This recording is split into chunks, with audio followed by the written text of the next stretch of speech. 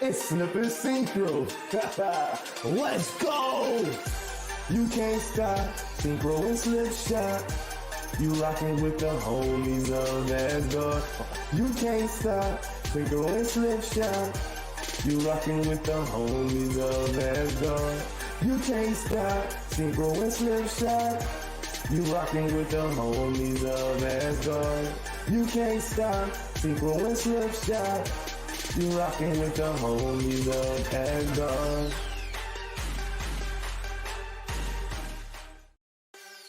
What's shaking, people? It's your boy Doom Killer HD. Round two. Run it again. That was crazy. Thanks, StreamYard. I appreciate that. Classic. Good morning, good hello, afternoon, good evening. You know, that threw me off. I'm done. Y'all go ahead. I'm out. Yeah. First off, High Ruler, thank you for the raid. I appreciate that. He must have been waiting. He must have been ready. We went live and he was just like, snap. I'm like, cool. What a Hey, weirdo. how's it going? What a weirdo. What's up, High Ruler? Yeah. For those of you that don't know, we're here today with Sadat. I'm very excited because I have some very cool questions for Sadat relating to Black Panther. Of course, Slip, they're for you as well. I'll probably be throwing my own opinions in, even though they're bad.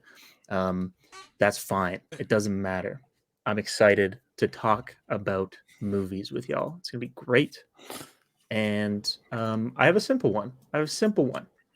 For like, okay, well, first off, probably spoilers for Wakanda Forever coming up and other MCU Phase 4 projects, in case you weren't expecting that.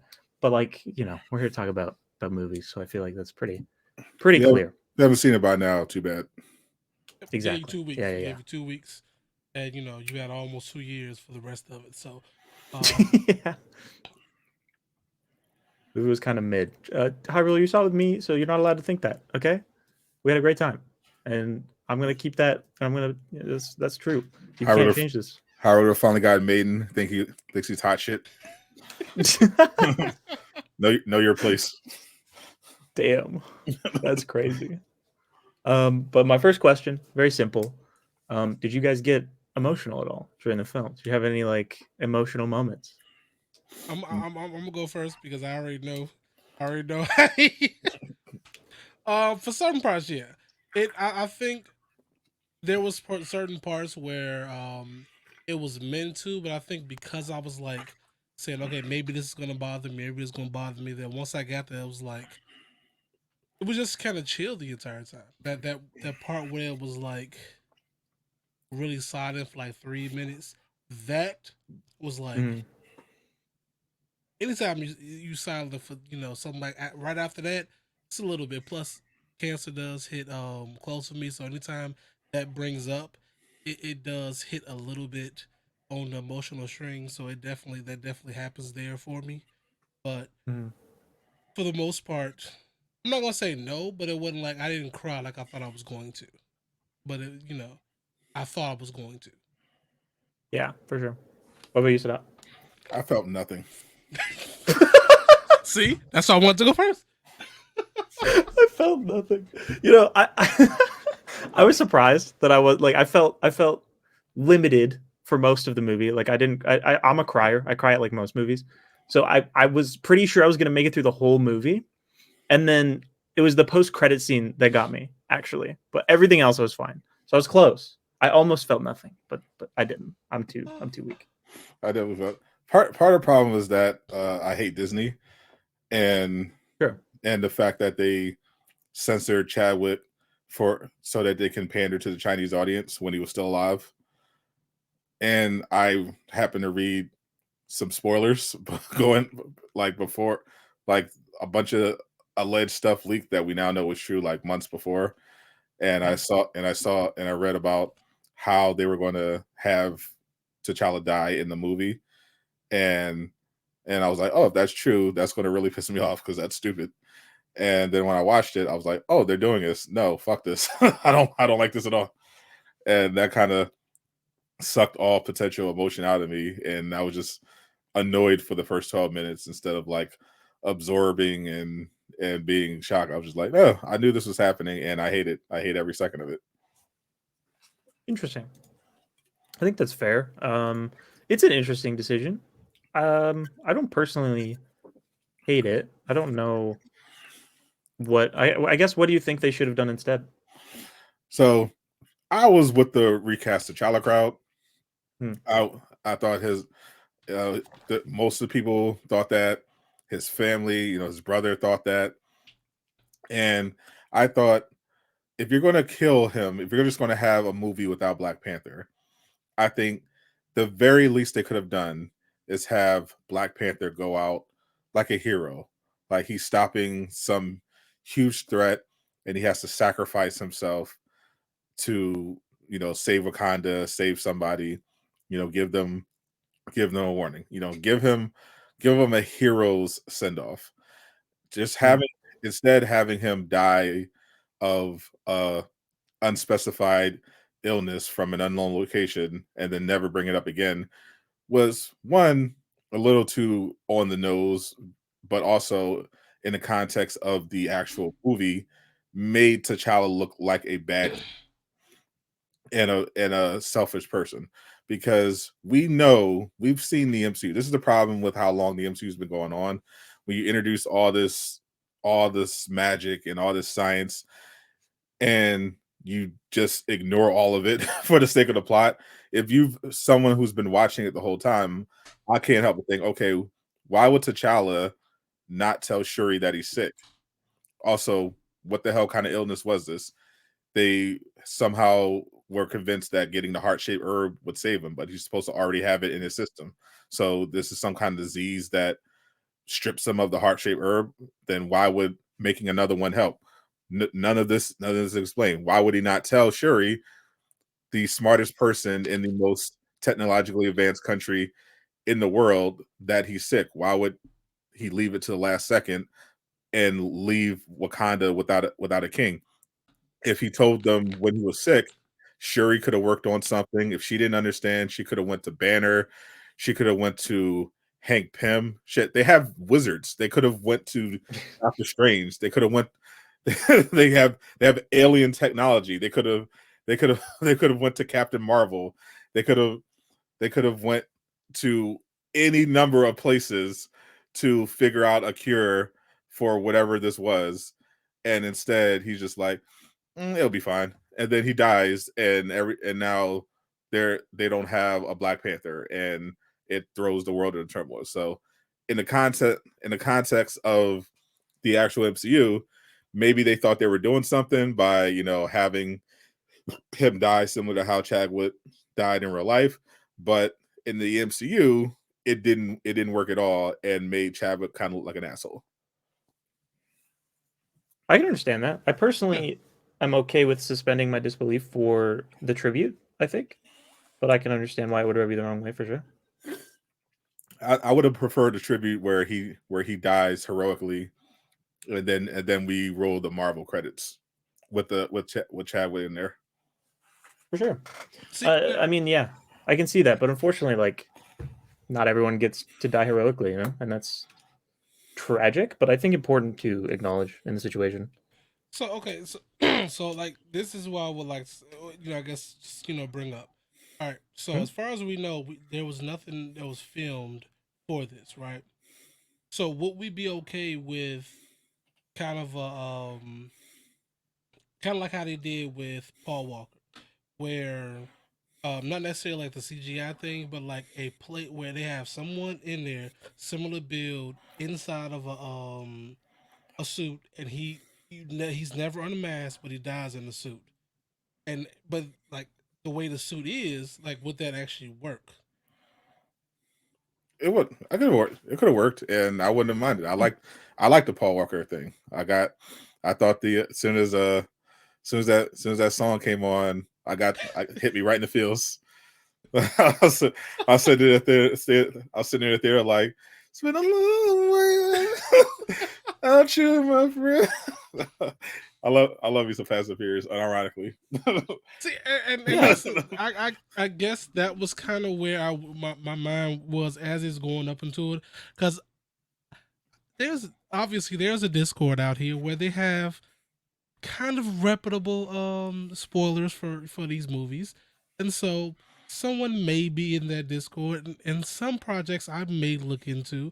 This one I feel like I didn't want to, and I tried to like dodge as much as possible. I think the only thing that beforehand that I'd seen was the Ironheart suit, mainly because one, the action figure, and also I was sagged It was hard into to the miss Iron. that one. Yeah.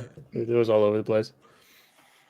So it's like I could have looked at it, but I feel like I wanted to kind of go into that one blind, and I think that one allowed me to like enjoy just a little bit more because like I didn't.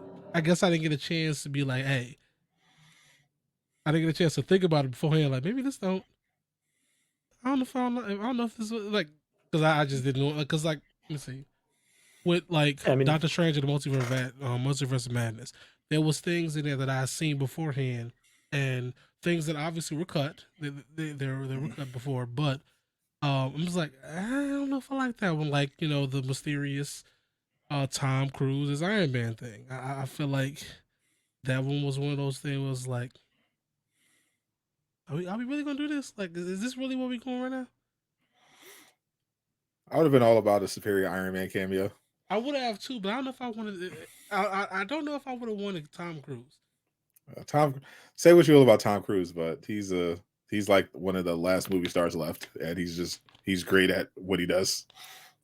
This man was created to star in movies. That's in a laboratory, probably by aliens.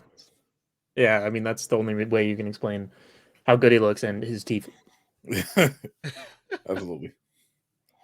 No, I get it. Like the reason why I glanced at some of the spoilers for Wakanda Forever is because I kind of just lost faith in Disney, and at this point I was just like, well, let me see if I want to go to the theaters to see this the first day like I usually do, because after I saw Love and Thunder in the theaters, I was like, this really isn't worth me doing anymore. Like just like the days of me just automatically going to a theater because it's a Marvel movie I think are over. Like at this point, it has to be something that I'm sure that I want to see in the theater. And Wakanda Forever, I thought it was, but then the more I thought it over, I was like, I really cared about Chadwick, and I don't want to go see this in person and knowing that I'm probably going to be pissed off half the time and just it might end up walking out. So I'm just going to chill and see it on my own time. That's sort of Fair enough. Yeah. I think it's important to make an informed consumer decision. Some of the marketing that movie did, that's kind of hard to do, so I can understand that. Yeah, the trailer is great, but I was like, but I looked beyond that. I was like, okay, well, more is terrible already. Just looking at the trailer, I was like, I don't like this at all. And then I looked at the runtime. I was like, Jesus Christ.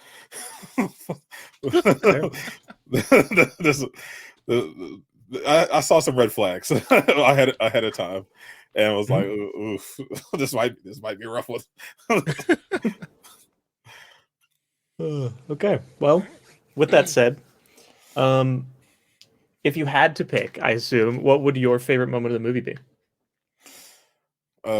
This is probably this is intentional. I mean, the obvious highlight of the movie in terms of not unintentionally amazing or funny or whatever, but the actual legitimately best part of the entire movie was when M'Baku called Okoye a bald-headed demon. That was one of the greatest lines ever uttered in the history of the human language. And it's hilarious when you look on Twitter or whatever and you say, oh yeah, that was improvised. What? Yeah. Another reason is I was annoyed with the movie. Not nearly enough M'Baku. he had like 5 minutes of screen time, if that. That annoyed the hell out of me. The other one was just every time Namor, just every time someone said Namor, and just thinking about how when he first broke in, like he's the only one that actually pronounced it correctly. Or just when he came in all serious and they were like, "Who are you?" And he was like, My enemy's coming tomorrow. I was just dying because I started thinking about the "Waiting to Exhale" 2 memes, and I couldn't take any of them seriously. After that, I just like tomorrow. I'll just every time he was on screen, I was just laughing. Every time someone said his name. Okay, so last week I told y'all it was something that I thought was like one of the most disrespectful things to do, and I had to wait until this one obviously to tell you. So my favorite part of the movie is just how Black Air Force energy Namor was, right? My homie literally broke the window, drowned the queen, looked Shuri dead in the eyes, and was like, "Mourn your dead. Clean up this shit. You're the queen now," and flew off. Like, how do you tell somebody this and stuff like that? How do you just like, hey, yeah, I know I just slid on you, but like, clean this shit up. You got a week. Get your shit You're back together, around too. and I'm back. Mm-hmm. See that scene was for me. That scene was undercut by the fact that I was like, "Wait, why the fuck you waiting a week?" Like you're like, what?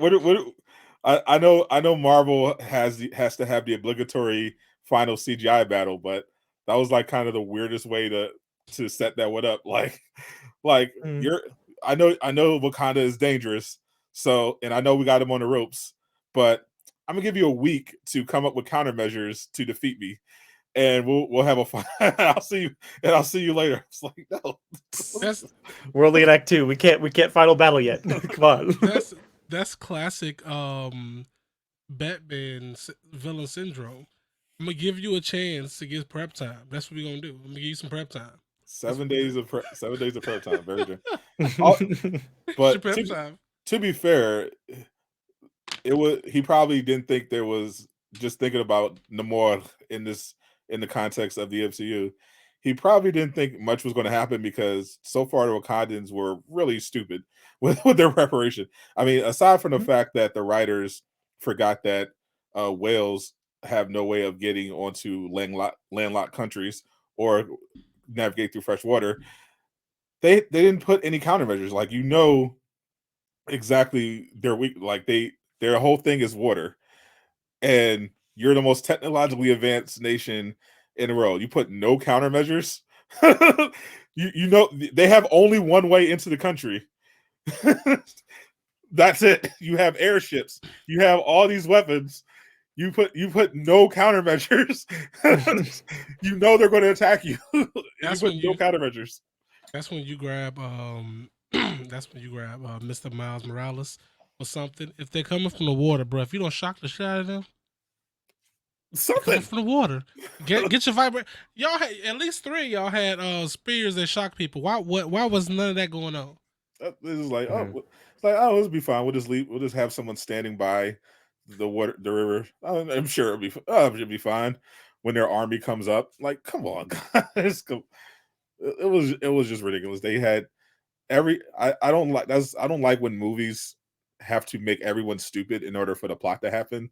That just annoys me. It's just lazy writing, and I wish more people, especially with Disney projects, would just take the extra time to be like, all right, let's assume our audience isn't completely stupid, and let's actually plan this out so that it makes sense in terms of how all the characters would act. And there were just so many of those moments in Wakanda Forever where it was just like, why? There are some for sure. why are we doing that? Why? That brings me nicely onto my next topic, which is biggest criticism. But very quickly, I do want to just say that I think my favorite overall moment is I'd probably agree with Slip, to be honest. I find that moment really cool, and I can like take the mental gymnastic leap to be like, oh, that's Namor showing the Wakanda people a little bit of respect, and I kind of like that. You know, it gives his character a little bit of extra depth for me. But you're absolutely right that they do make some assumptions that don't make any sense in the plot, specifically when it comes to like why Ironheart's even there. Like, she made a machine that the U.S. government now probably has all the parts to. So like, why does killing her accomplish anything? Like that whole goal for Namor just doesn't make any sense to me. But it is what it is. You know, like I don't mind too much. It is weird though, and doesn't make very much sense. That was a weird high pitch change. I was like, what the... this caught me off guard. Like, it is what it is. Yeah, it is what it is, man. I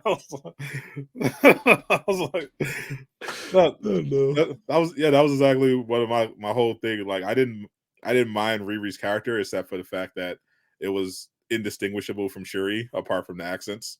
They were just literally the same person.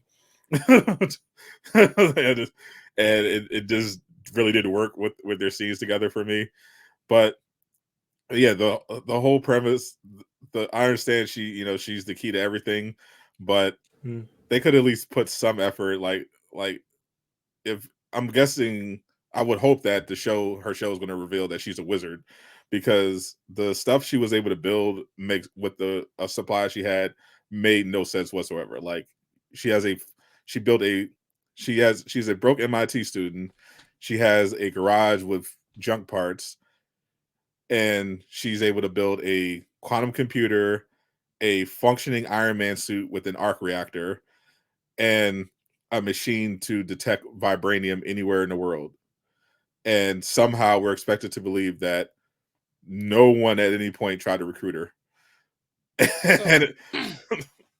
So that, I think, while I love Ironheart as a character, I think that one was the one thing that I feel like that's one of those times where they messed up the scheduling for that, because I do feel like she should have been introduced in a different capacity earlier than this, because like somebody like granted, we can't keep on tying everything to Tony Stark, but this is probably the one person that should have been tied to Tony Stark, because she's supposed to be the technical successor, and just saying she also go to MIT is a little bit of a stretch when when in the comics, of course, she's met him before. He's his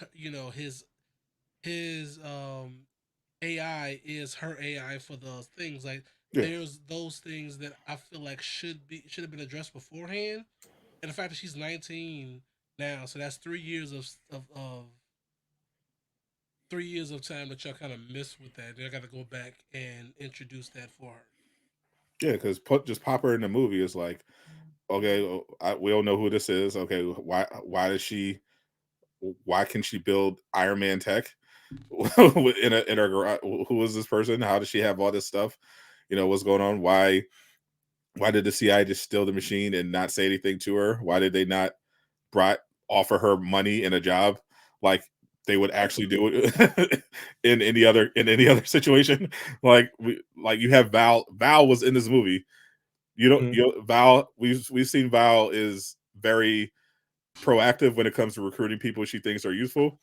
I mean, she swooped in on John Walker. She swooped in on Yelena. You don't think she would swoop in on Riri, especially when she's actively involved in the government's pursuit of vibranium?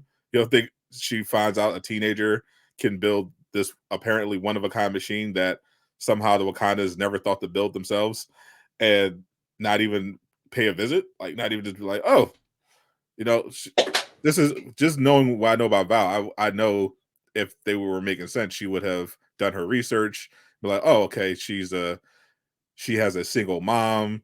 She's, she's doing people's assignments and hustling, trying to get money. So she obviously values her mom. She values her money. She values money. So I'm going to play that angle and recruit her for the CIA and have her build stuff for us. Instead, they just, just leave her alone. No surveillance. I'm still a project. I'm still. Why not? Well, still the project. Notice it. She ain't gonna well, notice still the it. project, and she didn't notice. Somehow she didn't think that building a vibranium machine, detecting machine, was even a big deal. She just did it to prove her teacher wrong. And I'm like, you didn't think a machine that could detect the most valuable resource in the known universe was valuable.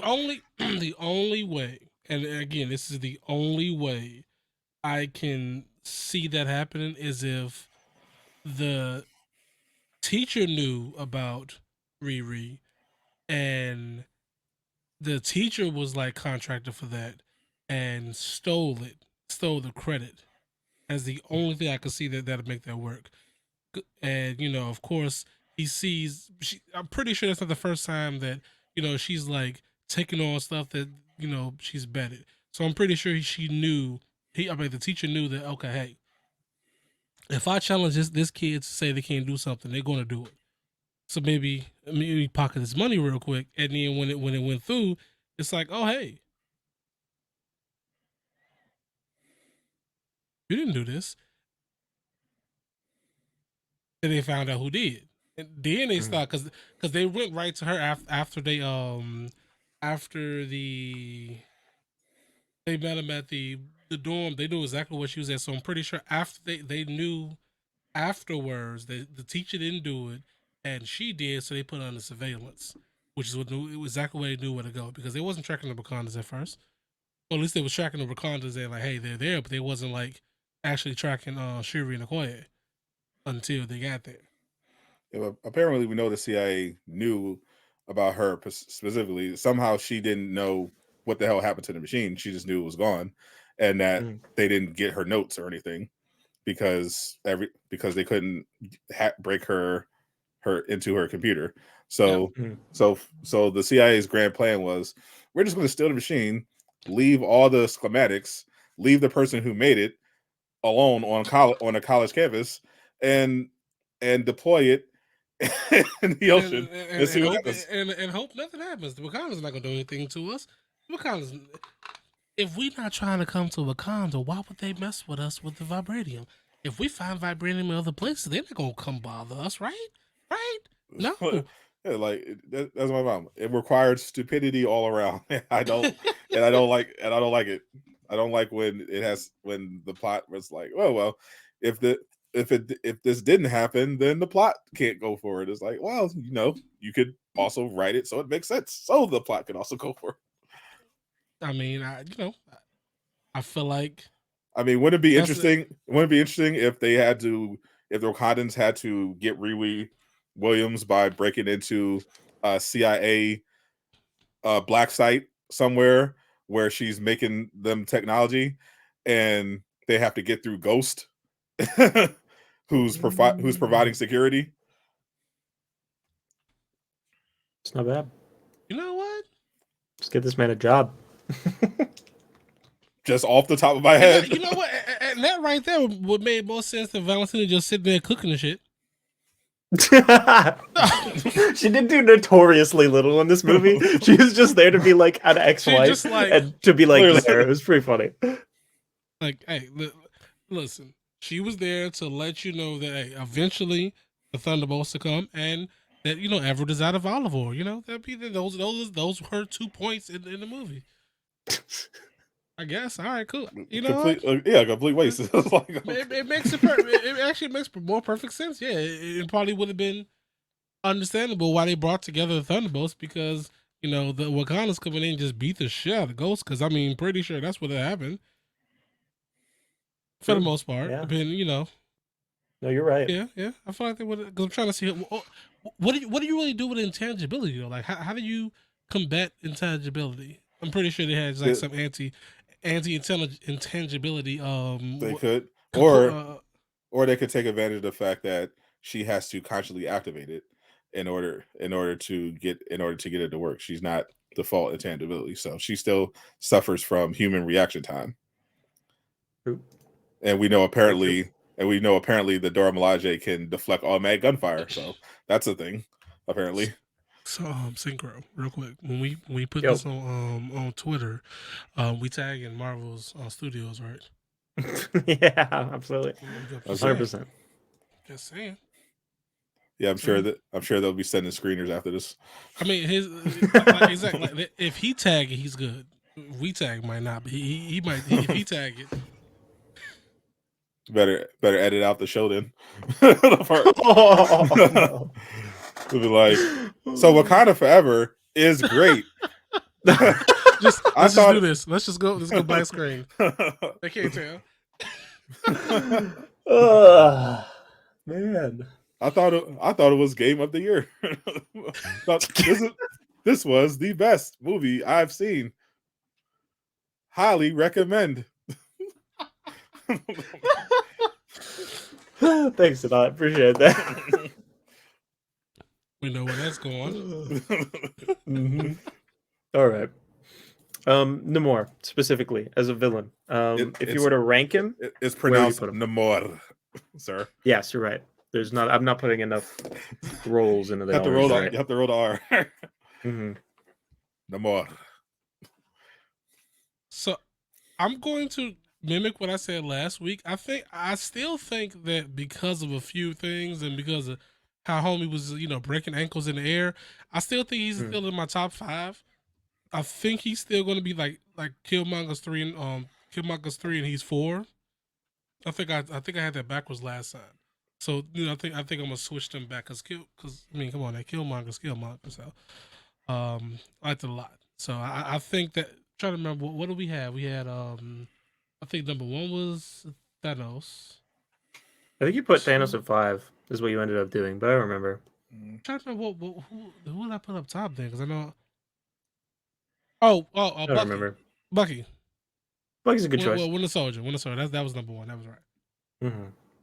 Because he technically was a villain. Yeah. Yeah. Absolutely. Yeah, for me, he's up there. Not that the competition is incredibly fierce. It's not like the top 5. It's like the top 5 is competitive, but like the rest of it, I couldn't name all of them, to be honest with you. There's a dark elf somewhere down at the bottom. I don't know. You like the villain from Iron Man 3? I don't hate that movie though. I don't. I actually like it. The movie's fine. It's a good Christmas movie. Throw it on. Good Christmas. It is. I'm trying to think of how many villains that I like in the MCU that I could name before getting to Namor. Fair. Man's gonna pull out the notepad. Okay, we got. Let me see. All right, I'll just go by villains that I think that I've seen that are better off the top of my head than Namor. Okay. Thanos. Mm-hmm. Winter Soldier. Mm-hmm. Ultron. Valid. The Mandarin. The real Mandarin. Shang-Chi, yeah, gotcha. Yeah, Shang-Chi. Killmonger. Zemo. Zemo's good. Green Goblin from No Way Home. That's top 5 for sure. That's who it was. Okay. Willem the Goat. Yep, Willem the Goat. Yep. The Power Broker. Red Skull. Wait, you putting the Sharon up there? The Sharon being the Power Broker was infinitely more interesting than everything Namor did in the entire movie to me. I had no interest in Namor in his arc. I thought it was awful. Sharon's was an interesting villain turn. Let me who else I'm trying to Scarlet Witch.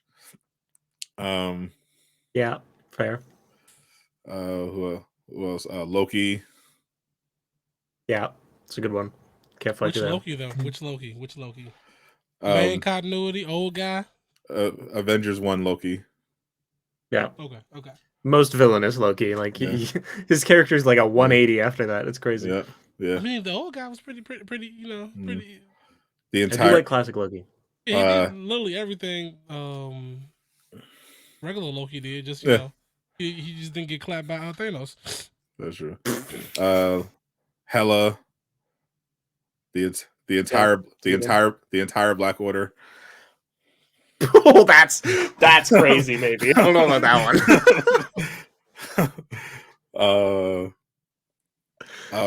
Dormammu. I have come to bargain. This is fair. Let me see. the main Celestial from Eternals. Eventually, we will have named every Marvel villain.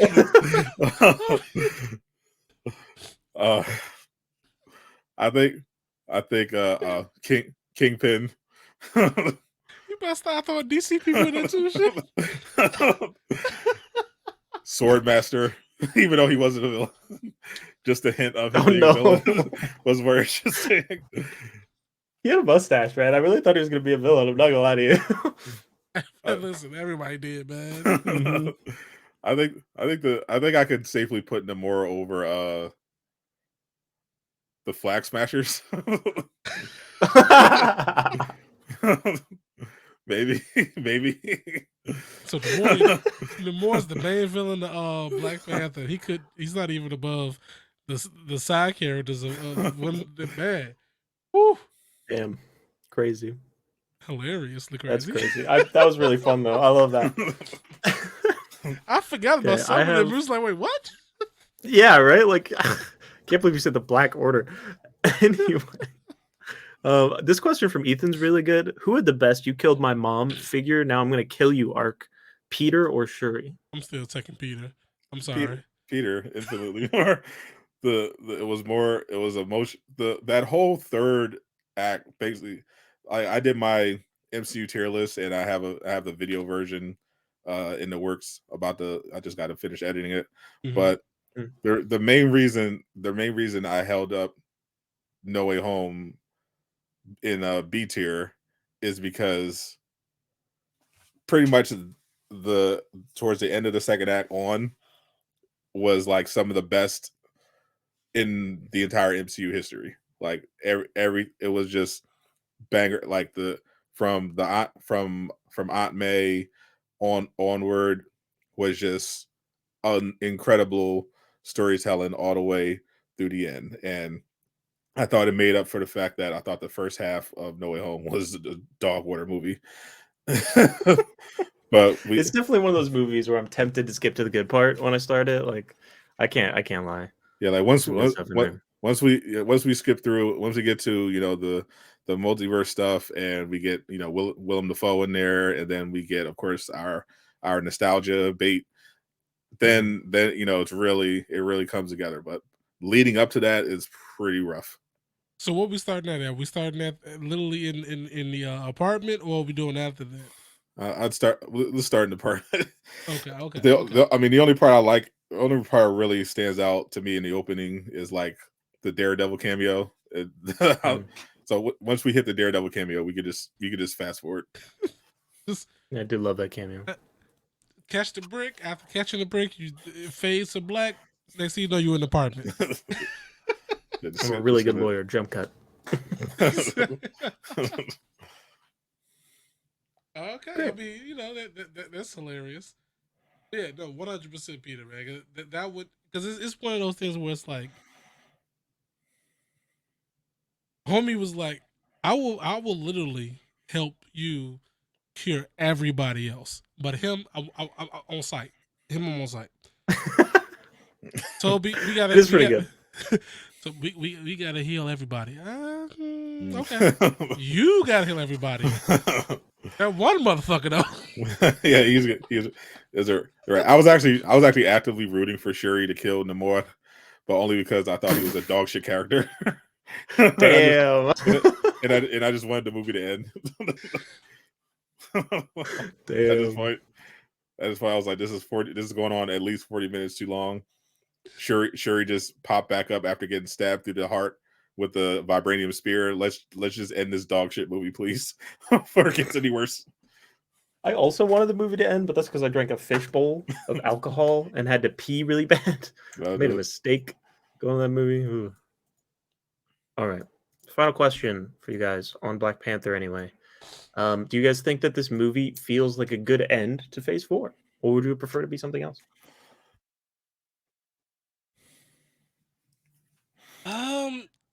To be completely honest, Phase, because we're still into the multiversal saga. I do like the movie, but I feel like if we're in Phase 4, it should have been something that was kind of like still have this movie, but it should have been something. Because what's the next movie we got? The Marvels, right? No. Ant-Man. Ant-Man? Ant-Man. Yeah. So I feel maybe that should have been the end of the because especially since Kang Dynasty and Secret War is going to be in the Phase 5, I believe they said. I feel I think like so. Ant-Man 3 should have ended it. So you kind of start in Phase 5 with Kang, and you're going to end it with Kang. Mm-hmm. That's kind of the thought process I'm having. Because Makes sense. it was grounded for this one. Like this last one was kind of a grounded take for it. Yeah. And everything else has been kind of grounded for the most part, minus like Eternals, um, and what else? No Way Doctor Home. Strange, No Way Home. Yeah, those. Everything else is like the TV shows. Those have been kind of like grounded. So I think we should have ended on a, higher tier or higher stakes than that. Stakes. Yeah. I think the order of some of the stuff, and not just the quality is definitely dog water throughout Phase 4, but the just looking at now all the Phase 4 projects and how they rolled them out, to me it's very extremely obvious that the last Phase 4 project should have been Loki. It was the one project that had an ending that legitimately would have set up Phase 5. It looked like it raised a bunch of questions. It led it could have your imagination going, because the problem is what the way they position Loki in Phase 4 is like, okay, we're expecting stuff to pop off, and Multiverse of Madness and everything else just basically pretended like the Loki show never happened. So ending, Multiverse of Madness forgot all the rules of the multiverse that they established in Loki, even though literally the writer of Loki was doing the damn movie. Like there was a bunch of stuff that was grounded. It was never referenced. Like if instead you had Loki be the last project, then it's like, okay, oh, the multiverse. Oh, this is all crazy now. All right, the rules are established now, and now we have some stuff to look forward to. Oh, we just got our first look at Kang. Now we're going to see him again in Ant-Man 3. Like it would look like it's connected in a way, whereas Loki came out so long ago. It's like when Quantumania comes out, it's like where what even is this continuity? Like the Infinity Saga had very clear escalation. Like every project was lead. You could tell it had a through line that was very coherently leading to something. They didn't have all the television show. They didn't have Disney Plus at the time, but for a little bit they did have Agents of Shield tie into some of the projects. You had all the other solo movies lead up to the first Avengers. Then you had the events of Agents of Shield lead into Age of Ultron, and then from Age of Ultron, then you just keep escalating. You have Civil War, you have Infinity War, then it's all leading towards Endgame, and had Captain Marvel's scrammed in the middle. So it's like, okay, we could see where all these projects are heading. Whereas with Phase 4, it just seemed like Disney just needed a bunch of filler for their new streaming service, and also to vaguely tie in to the greater MCU. So just throwing shit out there to see what sticks, and without really any rhyme or reason. That's why I feel like a lot of people felt this phase was kind of disjointed.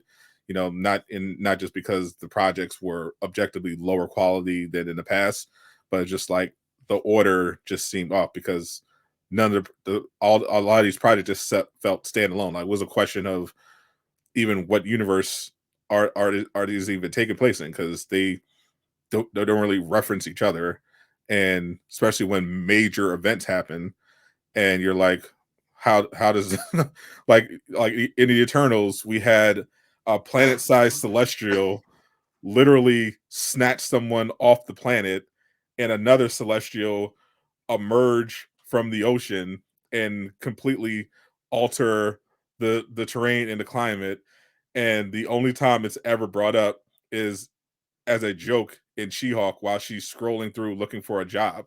It's it's just weird how none of this felt like it mattered. I can understand that. I think personally, and we'll talk a little more about like each phase in the next section. I have some interesting questions regarding that, so I love that train of thought.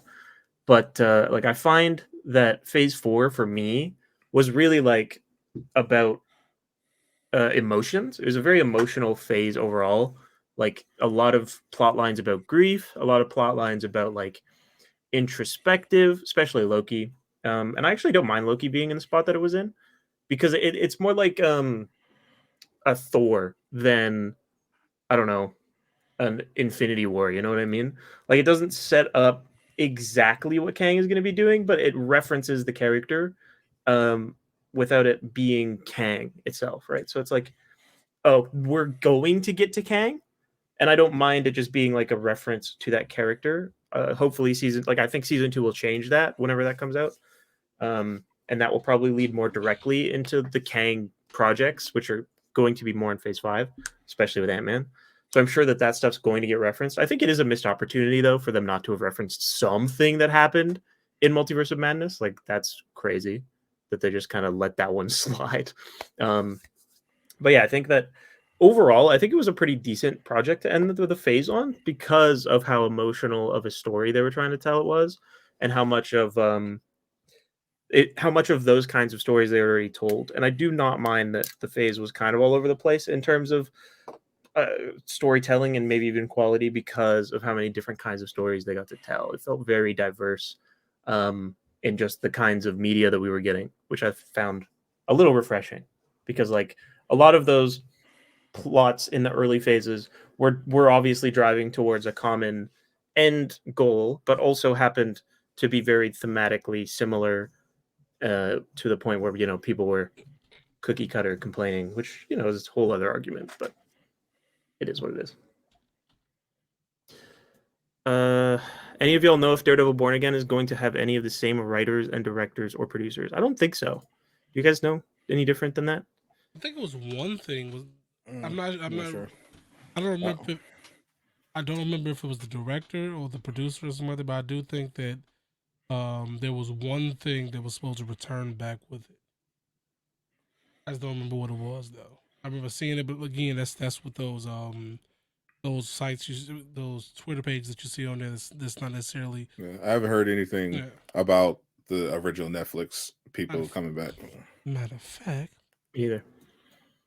I'd be surprised, but it would be nice. Like it'd be a very pleasant surprise.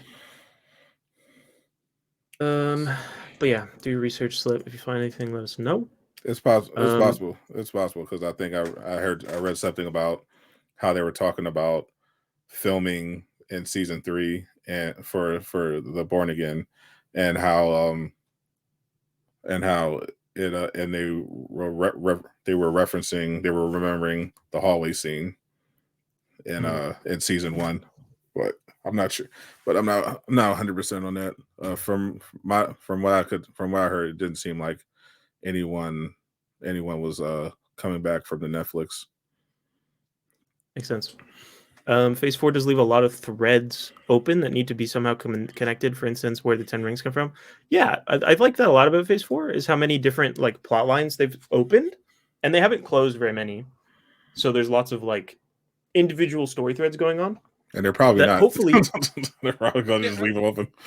Well, that would suck, but I hope that they connect at some point. Like my biggest complaint with Daredevil season 2 is that it feels like we're watching two very separate shows with the Punisher and Daredevil being like they don't even connect at the end. It's just two different things. So hopefully they don't do that. Fingers crossed. So okay, so the reason why I said some of them will be like brought back up because like they had a plan. I don't know now with the guy. Was it Bob?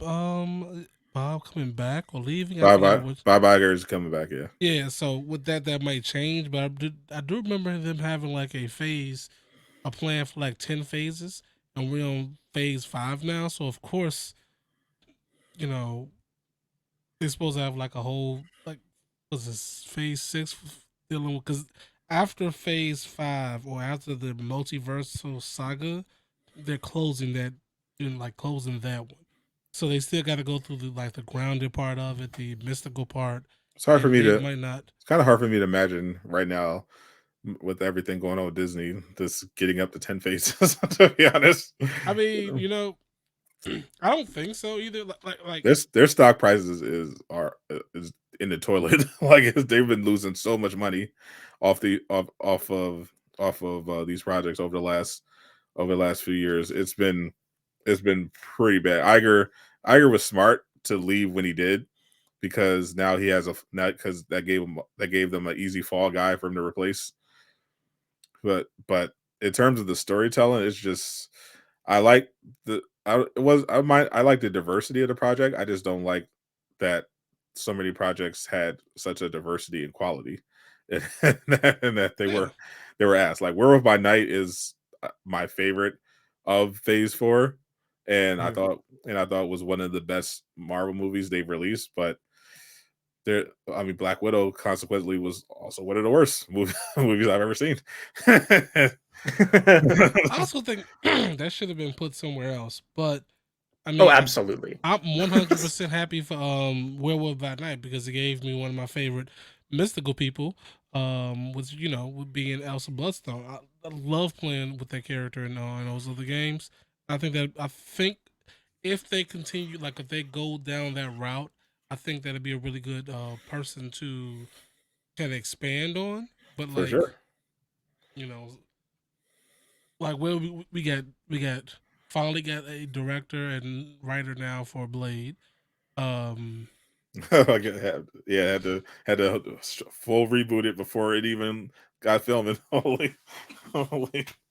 I feel like it was like, hey, listen, if you had to do that beforehand, please, because you come out with the shit that you come out with some mediocre shit at this point, bro. It's probably still gonna be mediocre. I mean, as soon as I heard it was PG-13, I was like, I'm off this project. It is? The original Blade's not.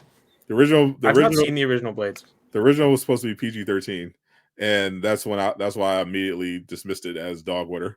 I was like, nope, PG-13 Blade, nah. Because the other one, I mean, of course, you gotta remember Wesley Snipes said, "Are you crazy, motherfucker?" So obviously, that wasn't PG-13. It could have been. The Blade, Wesley Snipes Blades are R-rating. They understood the assignment. Disney was going to be PG-13 Blade, probably cracking one-liners. Probably. I mean, and no blood. They have to do the siphoning energy vampire thing. Oh, that'd be so bad. I don't know what they planned, but I'm glad they were smart enough to be like, nope, I'll ban the ship. Start over. Just stop, man. Don't even do it. Nope. Cancel this shit right now. Just stop. Better to not touch it than to fucking. I can feel that. Just put Blade. Just put the original Blade on here and just that'd be it. Just hang it up. They can't keep playing fast. Disney's is realizing they can't keep playing fast and loose with these projects, because they'll got the same money to blow that they had before. They got to start being a little smarter going forward here. Gotcha. Okay. Any final Black Panther thoughts before I move on to Phase 4 as a whole, basically? Yeah, Shuri's final suit is dog shit. It is a little weird, I'll admit. I don't mind the gold accents, but the rest of it. It also didn't help that she looks like she weighs 80 pounds. And she's small. And also Riri's final suit was similarly dog shit. So it looked like a made in Taiwan knockoff Power Ranger suit. I felt it in my soul. I just knew it. It's like, he's gonna go Power Rangers. I know. That's because it looks like a Power Ranger suit. I get it. You're kind of right. That's pretty funny. I watch a lot of anime, and I definitely got Sentai vibes while while looking at that, it's like, fair enough. Slip, you got anything? I'm good. I want one of Disney Deadpool's first things he does is punch the people in charge of ratings in the nuts. That's pretty fun. Yep, please. I can see that. Yeah. Is that like announced that it's gonna be like rated R, rated G, yeah, something like that. And then like he just like in some random like short or something, even the trailers that come in is like, no, we're not doing this. He just comes in and just knock out the person in front of the computer and just like raise it to R himself, like raises it R. We're gonna do this, and just leave, and that's how they announce it as radar. This is free. This is free content for you, Ryan Reynolds. True. Exactly. Take notes. There you go. I have no faith. I have no problem believing in that movie. I think Deadpool 3 is going to be safe. The rest of the stuff coming up, I have questions. Fair. All right. I'm gonna. Sadat, I know you were talking about a tier list earlier. I know you did one for the individual projects in the MCU. I want to do one a little different, but kind of similar, and just do the individual phases. It won't take up as much of our time. It'll be quick. It'll be fun. We'll just do top to bottom, favorite phase to worst phase. Well, I mean, this definitely shouldn't take long. Yeah. I mean, as much as I don't, as much as I did like Phase 4, it's still not in my top tiers. It's still the bottom, like, it's still the bottom. But I like the Phase 3 more. Like that's had more of the stuff, the payoffs that we were waiting for. Of course, those had most of those payoffs. So I want to say 3. I think we can all agree 3 is number 1, right? Like, it's just facts. I mean, yeah. I mean, look what was edit. Yeah. Like, I want to say 3, 1, 2, 4, maybe. 3, 1, 2, 4. Because most of the stuff in like Phase 2 was kind of, aside from like Captain America: Winter Soldier, I mean, everything was kind of like. I don't like Guardians of the Galaxy. I didn't really care for Thor 2. I didn't hate Iron Man 2 as much as everybody else did. But also didn't hate. Me neither. It's not great though. I don't know. I'm looking at it. Like I agree. I think it's for sure 3 is the best, hands down. Just Infinity War alone. I mean, then you have Civil War, Doctor Strange, Guardians 2, Black Panther, the good one, Endgame. Yeah, so I think Phase 4 is definitely at the bottom.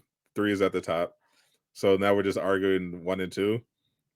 I guess it just comes down to personal preference. I think I thought the first Avengers movie and the first Iron Man movie that started all were great.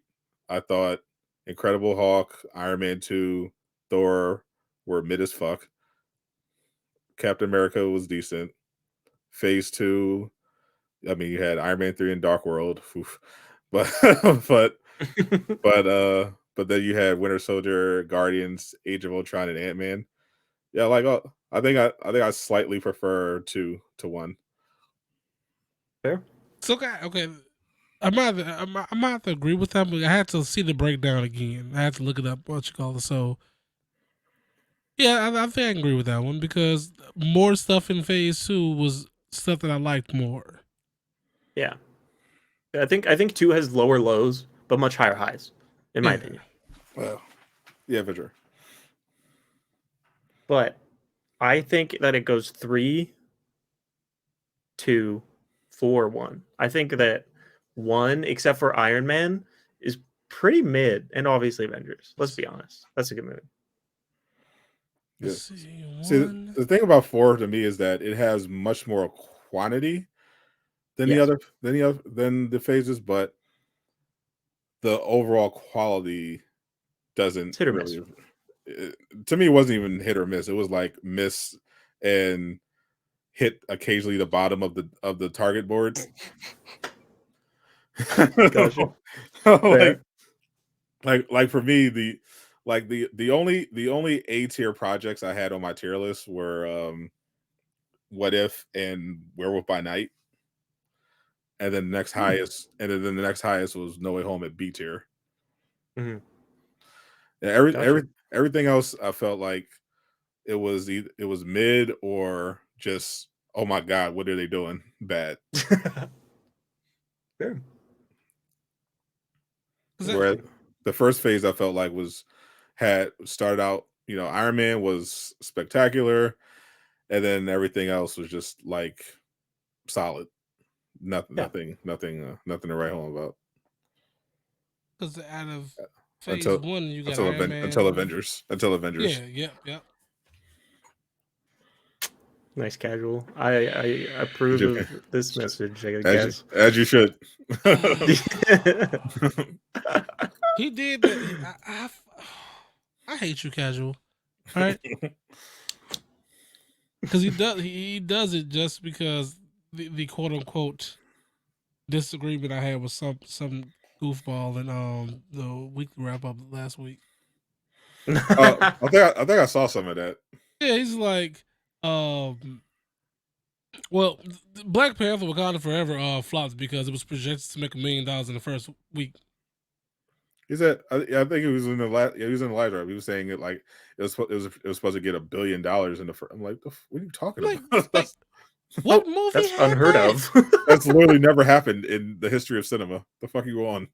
Crazy. And I'm like, so who told you that? Oh, what's the sources? Oh, Grace Randolph. Sir, if you don't get up out of here, get out. That's the thing. I'm 100% sure Grace Randolph didn't say that at all. Yeah, probably not.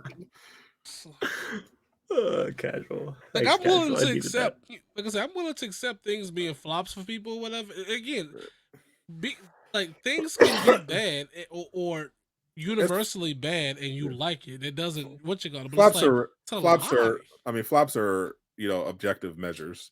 Will Wakanda Forever break even? Probably. Is it? How much was it actually? I don't know. I mean, is it going to shatter records like the first one did?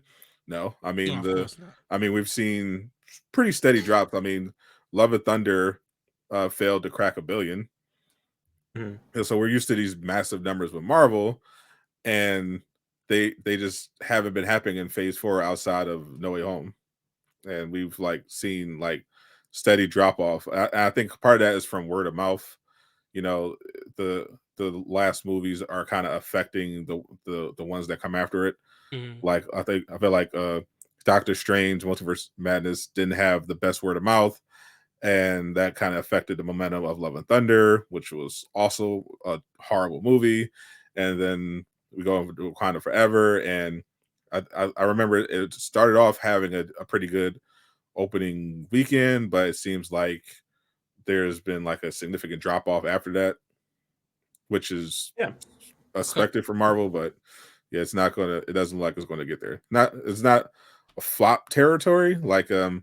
I think the only phase 4 projects that actually lost money or came close to that might have been Shang-Chi and Eternals. Mm-hmm. And I think definitely Black Widow, but that was partially because of the simultaneous Disney Plus release. Absolutely. I feel like there's a little bit of fatigue, of course. These movies have been going on for over a decade now. People are going to be a little tired of them. And, there was a good ending point. So if you wanted to just drop off, I don't even blame you. That's totally understandable. Yeah, I think there's still an appetite for superhero content. I've seen just from how some people react to some of these projects, even the worst ones, and they just seem to still gobble them up.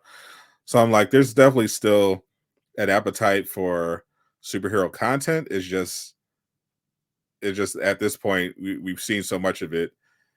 The expectation is kind of meet us halfway here.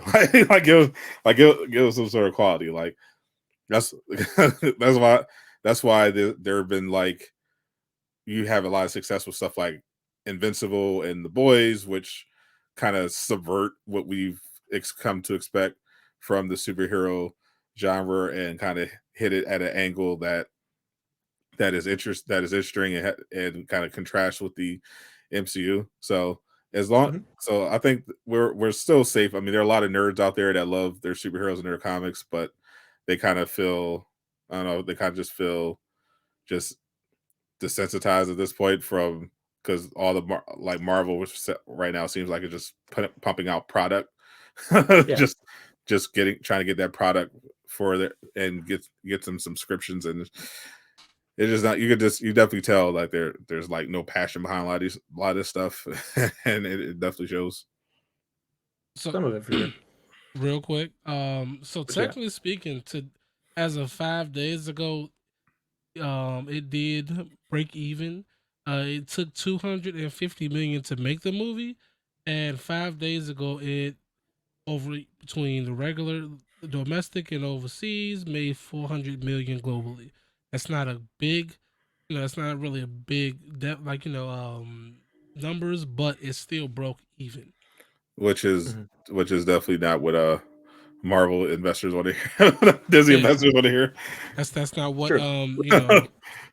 that's not what Grace Randolph wanted to hear. No. I mean, that's not what Chapek wanted to hear. He's gone now. Yeah. Let me find out. Investors want to hear, oh, it made $10 billion. Let's go. Like they in 1 hour, let's go. They want to hear, oh, it made it's been out a couple weeks. We finally hit 400 million. Like, like what? This is a Black Panther movie. Yeah. Fair. All right, so quick question, Casual. What would make it strike 3? Let me know what would make it strike 3. So He's like, I'm ready to hit the ball again. But miss on purpose. I know what a strike is. I watch baseball. Anyway, Sadat, you said that I don't either. You said that your top 2 products or projects for Phase 4 were What If and what was the other one you said? Werewolf by Night. Oh, and you said Werewolf by Night was your favorite for sure? Confirmed? Yeah, Werewolf by Locked Night. in? Slip, what about you?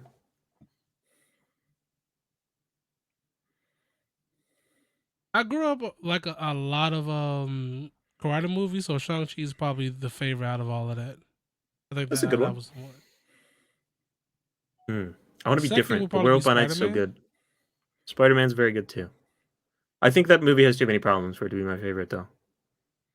Am I having clears? That was what held me back a little on What If, because overall I thought What If was amazing, but it definitely had a couple big dud episodes, whereas Werewolf by Night didn't annoy me at all.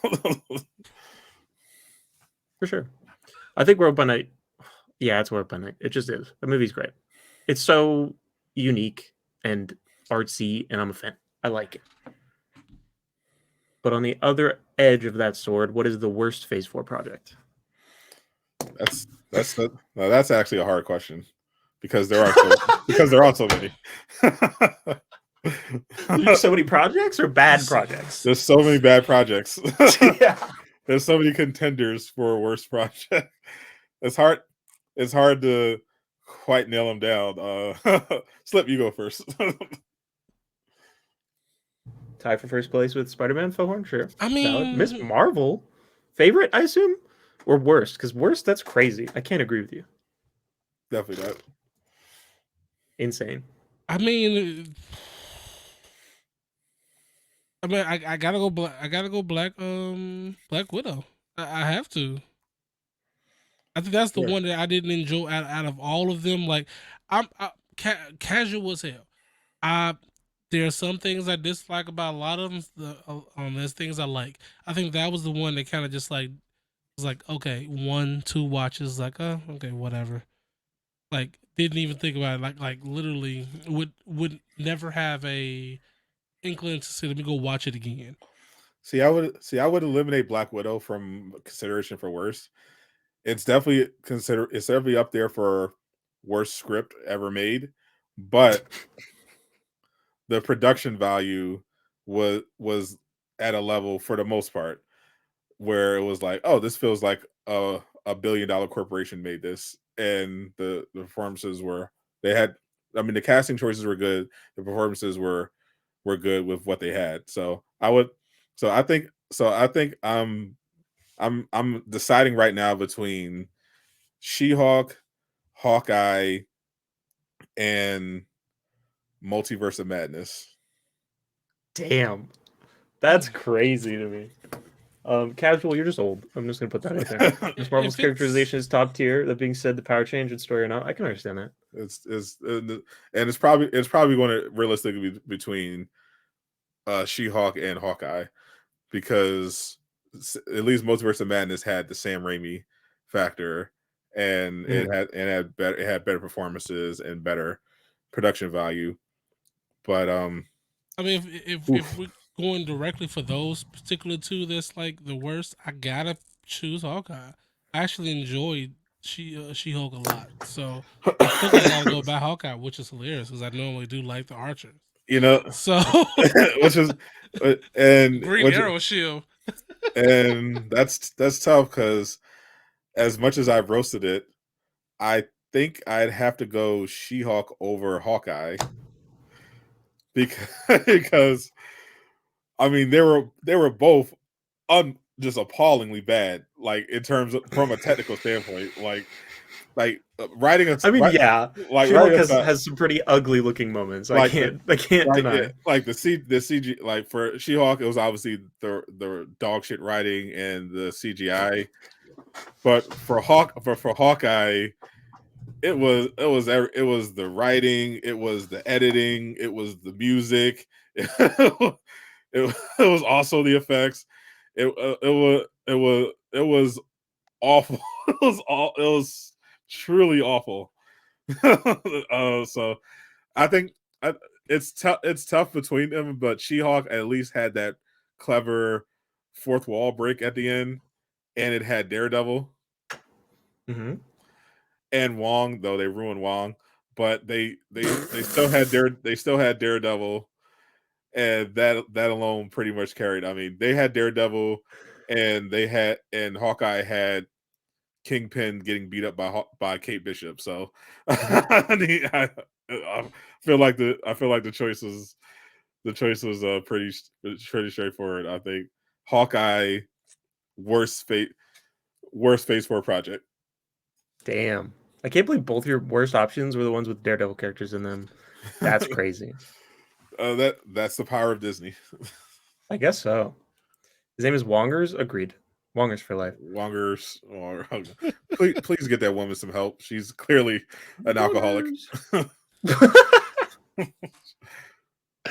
Yeah, I think my worst one is Black Widow, for the record. That movie's bad. It was bad, but I remember I was able to get through it, but mainly because of the production value. But oof, yeah, it was. Do you happen to have the clip on hand with the green screen and the hair blowing? Yikes! Functioning. Casual. You ain't got to call yourself out like that, man. No. Miss Marvel power change is good. I don't think it was good. I understand they did it entirely for budgetary reasons, but probably my problem was that the change to the origin story was worse than the change in the powers. Yeah, because it makes me like, okay, like, did I enjoy the show? Yes. Okay.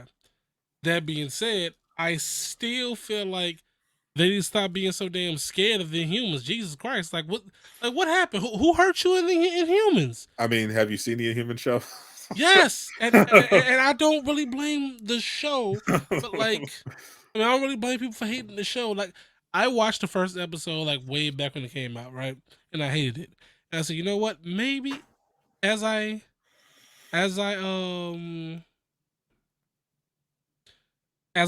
maybe I'll enjoy it or something. I watch it like recently, and it's like I could have skipped that one. I could have just skipped that. I mean, it was more so because now that the 20th Century Fox deal closed, they have an excuse not to use Inhumans, because I mean, the literally only reason they even did Inhumans in the first place is because Disney didn't have the rights to the X-Men yet. And now that they got it, they were like, oh well, we don't need this shit anymore. She's Ms. Marvel's going to be the first mutant. Yeah, that, and I think they're trying to find a way to introduce mutants in a way that makes sense, and this is their route, and I'm okay with it.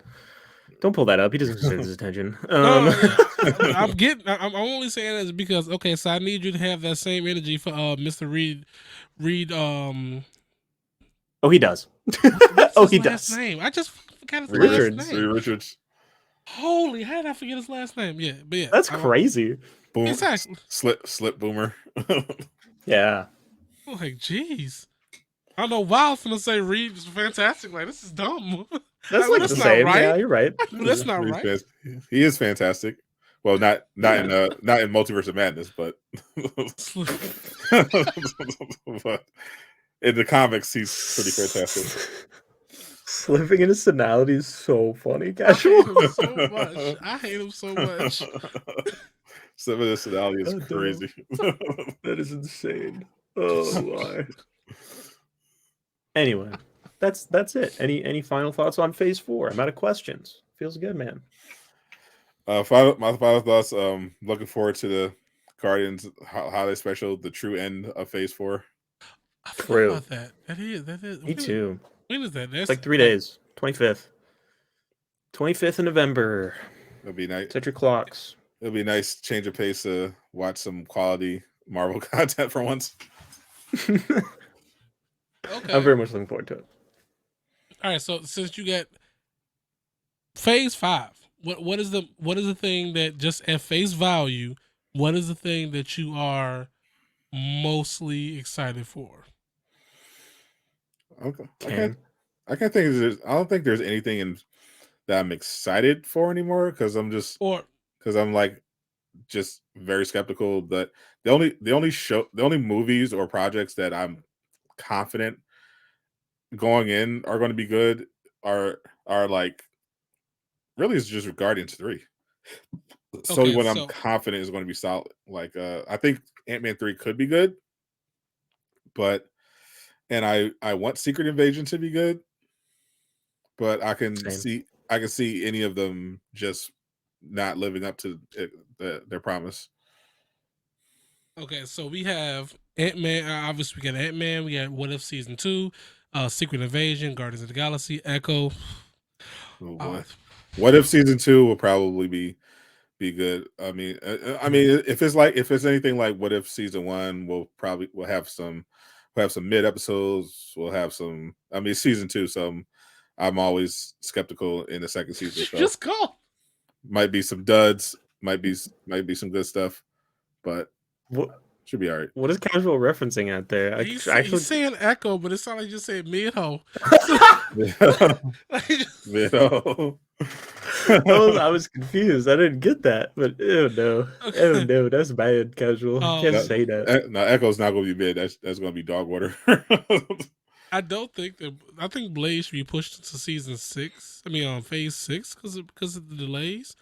The Marvels, Blade, Ironheart, Agatha, Daredevil. Ooh, so much mid. Holy. Captain America, New World Order, and the Thunderbolts. Those are currently the scheduled for Phase 5. I think we're going to need a nickname for Phase 5. What in the event that is dog water as Phase 4. So this was Phase Bore. So that's a good one. So next one could be I don't know Phase Yikes. Let's see. Man. Only two that show Secret War, Secret Invasion, and Born Again. Though that's. I'm looking forward to those ones. I'll admit Secret Invasion and Born Again. I'm Phase Dive. Oh my god. Phase Dive. It's pretty good. All right. Yeah, I want Born Again to be good, but it is Daredevil on Disney Plus, and he wasn't the best in the She-Hulk depiction, so I'm not terribly excited. At least they learned their lesson of not trying to do just 4-6 episode projects. True. Yeah, I'm hopeful. That's for sure. Give it but we'll see. We will see. Let me hit you with my wise words. They're pretty simple this week. If you have cringy old tweets, maybe delete them. Maybe delete your old tweets. Okay, That's no. If you bring that up, all right, check it out. And when I say this, I mean this to nobody except the exact person I'm talking about, obviously. The thing about when people say bring like about past or whatever, it is okay to say, hey, I have a past. But what you can't do without getting yourself, upset or messed up or whatever, is try to say, oh, it happened in the past. Get over it. No, I'm not. Because I'd be damned if you say blacks killing blacks and think that's cool. I think it's crazy that people considering 2021 the past for a 40-year-old man. That's what I mean. Like, okay, we're not talking about like a 16, 17-year-old growing up into like a 20. You were a fully grown, fully developed man, and you said these things. I get it. It was quote unquote not. It was more accepted back then, but just because it was more accepted back then doesn't mean it was wrong. I find it hard to believe that a person who sounded like a relative who falls asleep listening to Tucker Carlson for 12 years is somehow reformed, because after all from 2010, it's like, okay, well, from 2010 to 2018, sure, I sounded like a MAGA lunatic, and sure, in 2020 I voted for Trump, but I'm completely changed after you found out about all of this. Like, come on, exactly. You are who you are. Like, and I think the biggest thing that people have an issue with, or people try to always confuse, is like cancel culture versus accountability. Is actually talk. You can't say, "Oh yeah, some shit you did 4-6 years ago." It's like, I'm sorry, I know what I said. No, you did. Are you actually like taking strides to, unlearn the shit that you said? Because you're at that point 6 years ago, you're 30-something years old. That's ingrained. That's DNA at this point. It's not like he also gave a real apology. It was clearly the most generic boilerplate apology. Like it was like he found a template, and just like if you take Crystal Dynamics out of that apology, you couldn't tell me who that was who issued that apology and what were they were apologizing for. There was the only thing that distinguished that was he said Crystal Dynamics. That if you remove that you can apply that to any situation of someone getting canceled. Yes, 100%. It was very much like, what do we say when canceled? Google search, write down, send. Like the same person who made that was the one who made Soup's apology post. But I'm just saying something was in the past is not an excuse anymore. You have to actually show that you're going to do this. Yes, I've said fucked up shit in the past too, but I guarantee you that the shit that I said back then, and if you actually see the person I am now, you wouldn't believe that that's the same person. Wow. I mean, I feel like you would say blacks today. I feel like you have said that. You probably said that while typing the shit. So I mean, the problem is like I understand to a degree. Like I think that there's definitely people who have taken this whole thing way too far. Like especially when you're dealing with people who are teenagers. People say that people very much do change, especially when they're younger, and there are definitely people who kind of do it like a sport. Like this is how they get through the day. They just looking to pile on. But the reason why the Brian situation is so unifying in terms of people just dunking on him is because he's such a shitty person.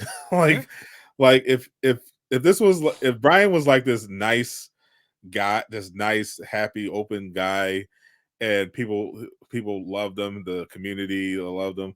Like if these tweets were like if AJ had tweets come out where that were these exact tweets, then I feel like people would be a little more understanding, because you're like, well, AJ right now is he's such a great guy. Whereas I haven't found very many willing to say Brian is a nice guy. Like all the Crystal Dynamics people that are coming forward are saying, oh, I asked around and they hate this guy's guts. They think he's a piece of shit. You ask the community from the Avengers, they think he's a piece of shit. You ask the community from the Marvel Hero days, they think he's a piece of shit. You look at, I mean, you not before all this even came out, you had the famous accusations from Miller of discrimination in the creator program, which Brian had his finger on at the time, and how they very blatantly ignore prominent black creators and have done that since the program existed in favor of white creators who have a tiny fraction of the following.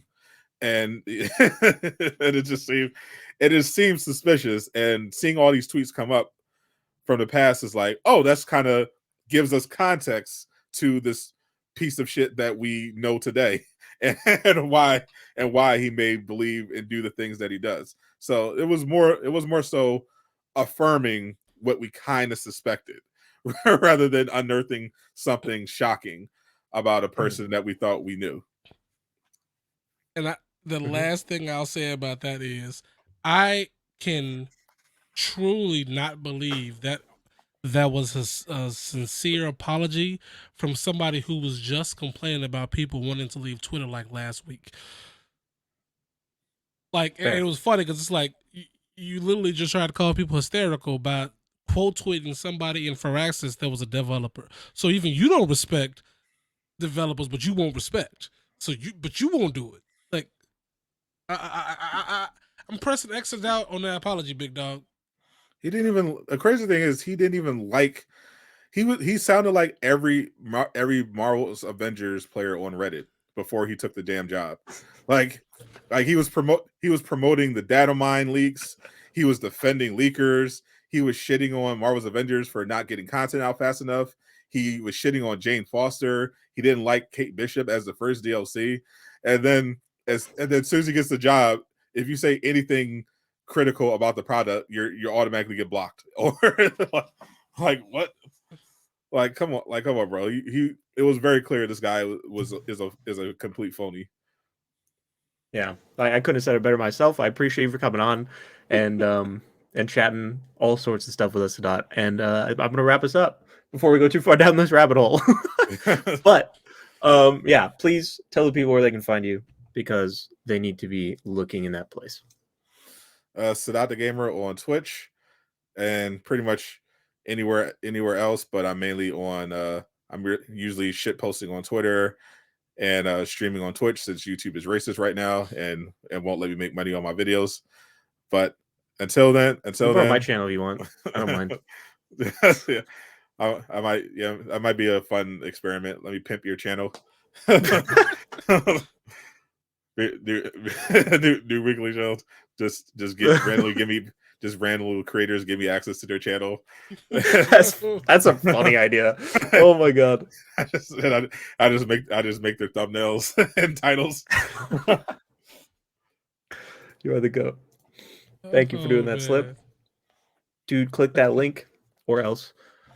Yeah, check it out. Slip. Scott, what do you got going on this week? What are you working on? Well, this is a Thanksgiving week, so I'm going to take it easy a little bit. I just got the last of my YouTube money, so, and it was a substantial amount because I'm good at what I do. So I'm going to strategize and stream a little bit, see what I want to do. I'm still editing this damn video. I'm working on different videos that I can use to get more people over to Twitch, and and maybe grow my YouTube audience beyond what it's already doing right now. Of course, the 29th is when I'll be really in my busy season. with both Gotham Knights and the Winter Soldier, but I'm obviously looking out on the news because I know there's supposed to be a dev stream for Avengers, but that might not happen. There was supposed to be that's the hilarious thing. Last week they scheduled a dev stream for this week with Scott Porter for the voice actor. There was supposed to be community questions, and I don't know who's doing it now. They're not doing that shit because they can't do it with Brian. So either they're just going to be Megan and Scott and Crystal PR guy, or they're just not going to do it anymore. Yeah, I guess we'll see. I'm curious now. I'll be tuning in. Absolutely can't. I mean, Brian. They straight up said Brian can't is done as a spokesperson role. So they either have to cancel it or do without him. We'll see. But I'll be covering that live on Twitch in the event that it happens, and we'll be doing plenty of roasting. Don't worry. This is how that'll be fun. This is how Brian gonna come up. He's just gonna come like this. Hello, everyone. He's going to do the witness. Say he's going to do the witness testimony.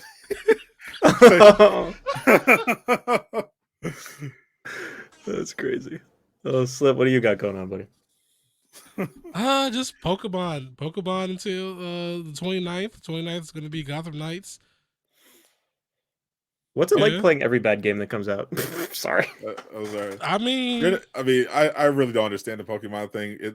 I was hanging out in J-Shock last stream. I was like, God, this game looks like shit. Literally looks like a Nintendo 64 game. Like, why are you playing this? Because it is. No. I can't talk too much shit. I literally saw a TikTok today of like co-op gameplay and like shiny hunting even, and I sent it to Slip and I was like, okay, this makes me want to play the game. I just wish it worked properly, but here we are. I mean, I've been saying, listen, I can't like complain about Pokemon when I was playing that game for 2 years. So, I mean, this is that game. That game, yeah, we don't say the name here. It's like the game that may not be named. I mean, to be fair, the Winter Soldier model does look like it came straight out of Nintendo Switch. But first of all, okay, Scott, no disrespect to you at all because I've heard it. I've heard the stuff. You sound great. But why did they get Robert Pattinson to do the the mocap for Winter Soldier? Like, isn't that gonna confuse people? Like, you got Robert Pattinson as Batman and Winter Soldier here. Like, what happened? But as I told Casual in his video, budget cuts. Yeah, it's like they borrowed Bucky from Midnight Soldier on Midnight Suns. Oh no!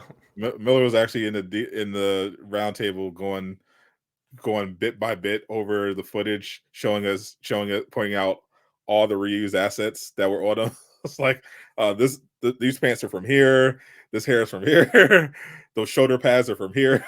These boots are from here. That's funny. I need him to do a video breakdown of it. I need to see it. Big unlisted. I need it. Yeah, I'd love to see that. Bucky's meme image looks better than his model. It is great. I love the memes from the webcomic. They're great. That is very fun. That's one thing. That's one thing they're good for because that art.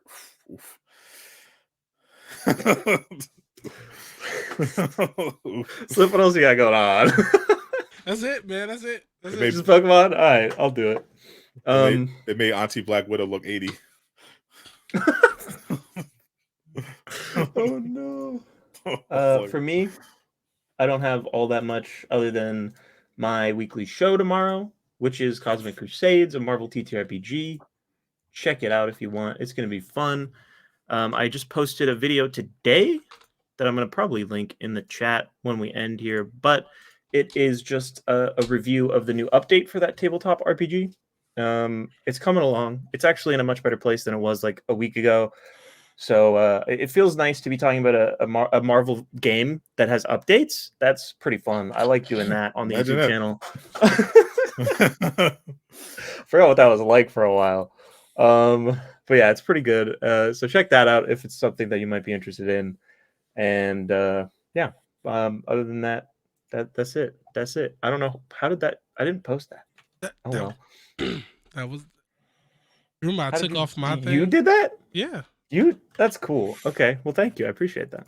You made it look like I was so scared. I was like, how did you get in my walls? Anyway, thank you again, Sadat, for coming on. It was a blast. And, Absolutely. Take us out when you can. The show needs more people watching. I appreciate that.